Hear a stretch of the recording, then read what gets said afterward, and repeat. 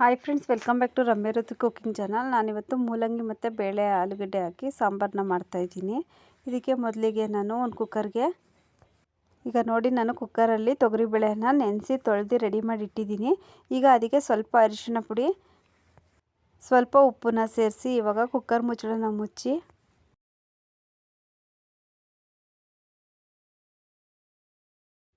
ಒಂದು 3 ವಿಷಲ್ ಕುಕ್ಕರ್ನ ನಾನು ಕೂಗಿಸ್ಕೊಳ್ತೀನಿ. ಇದು ಸಣ್ಣಗೆ ಅಂದರೆ ನುಣ್ಣಗೆ ಸ್ಮ್ಯಾಶ್ ಆಗಬೇಕು ಬೇಳೆ, ಆ ರೀತಿನಲ್ಲಿ ಕೂಗಿಸ್ಕೋಬೇಕಾಗುತ್ತೆ.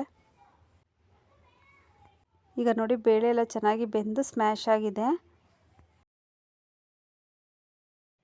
ಈಗ ಇದೇ ಬೇಳೆ ಜೊತೆ ನಾನು ಹೆಚ್ಚಿಟ್ಟಿರೋಂಥ ಮೂಲಂಗಿ ಮತ್ತು ಆಲೂಗೆಡ್ಡೆನ ಇದಕ್ಕೇ ಸೇರಿಸ್ಕೊಂಡು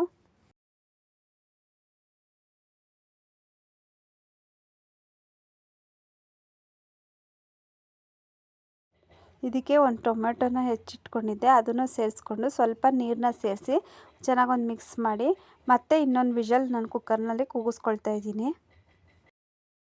ಈಗ ಅಷ್ಟರಲ್ಲಿ ಮಸಾಲೆ ನಾವು ರುಬ್ಕೊಳ್ಳೋಣ.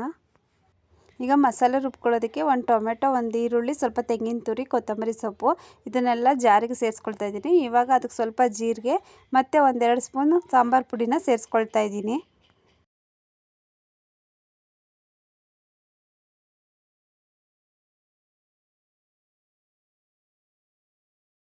ಈಗ ಇದಕ್ಕೆ ಸ್ವಲ್ಪ ನೀರನ್ನ ಸೇರಿಸಿದ್ದೀನಿ. ಇವಾಗ ನಾನು ಮಸಾಲೆನ ರುಬ್ಬಿ ರೆಡಿ ಮಾಡಿ ಇಟ್ಕೊತಾ ಇದ್ದೀನಿ. ಈಗ ಮಸಾಲೆ ರೆಡಿಯಾಗಿದೆ. ಈಗ ಹಾಗೆ ಒಂದು ಪಾತ್ರೆನ ಗ್ಯಾಸ್ ಸ್ಟವ್ ಮೇಲೆ ಇಟ್ಟು ಕಾಯೋದಕ್ಕೆ ಇಟ್ಟಿದ್ದೀನಿ.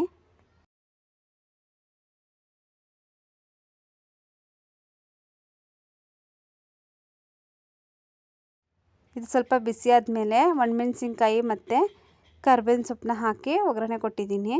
ಈಗ ಅದು ಸ್ವಲ್ಪ ಬಾಡಿದ್ಮೇಲೆ ನಾನು ರುಬ್ಬಿಟ್ಟಿರೋಂಥ ಮಸಾಲೆನ ಇದಕ್ಕೆ ಸೇರಿಸ್ಕೊಳ್ತಾ ಇದ್ದೀನಿ. ಈಗ ಮಸಾಲೆ ಎಲ್ಲ ಹಾಕಿದಾದ್ಮೇಲೆ ಒಂದು ಸಲ ಮಿಕ್ಸ್ ಮಾಡಿ ಚೆನ್ನಾಗಿ.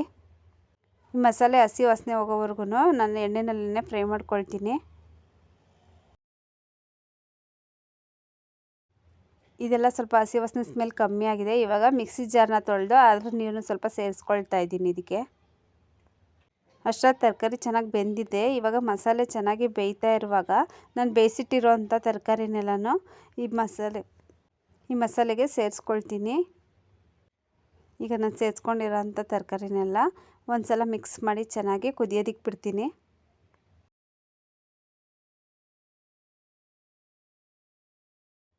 ತರಕಾರಿ ಬೇಳೆ ಎಲ್ಲ ಚೆನ್ನಾಗಿ ಸಾಫ್ಟಾಗಿ ಬೆಂದಿದೆ. ಇವಾಗ ನಾನು ಒಂದು ಸಲ ಕುದಿಸಿ ಇವಾಗ ಅದು ಕುದೀತಾ ಇರುವಾಗ ಸ್ವಲ್ಪ ಉಪ್ಪು ಬೇಕಾಗಿತ್ತು, ಅದನ್ನು ಹಾಕ್ಕೊಳ್ತಾ ಇದ್ದೀನಿ. ಇವಾಗ ಮೂಲಂಗಿ ಬೇಳೆ ಸಾಂಬಾರು ರೆಡಿಯಾಗಿದೆ. ನೀವು ಟ್ರೈ ಮಾಡಿ, ತುಂಬ ಈಸಿಯಾಗಿ ಸಿಂಪಲಾಗಿ ತುಂಬ ಟೇಸ್ಟಿಯಾಗಿರುತ್ತೆ.